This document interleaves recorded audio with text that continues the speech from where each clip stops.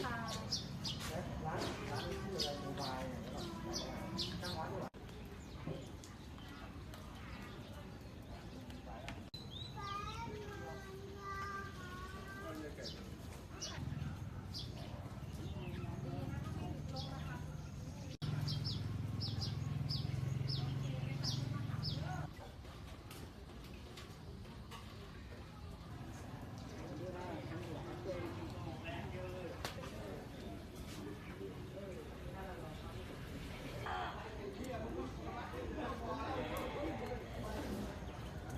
ทำให้ด้วยหรือเปล่า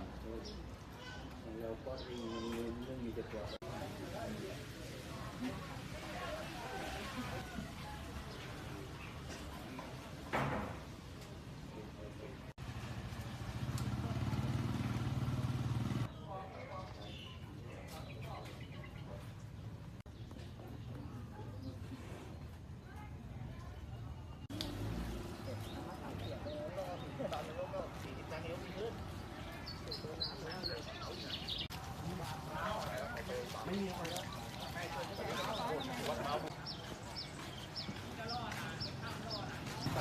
เราทำเลยเปล่า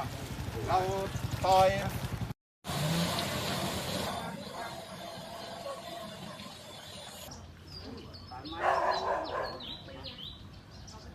ตรงนี้ขายได้เยอะไหมงี้เยอะ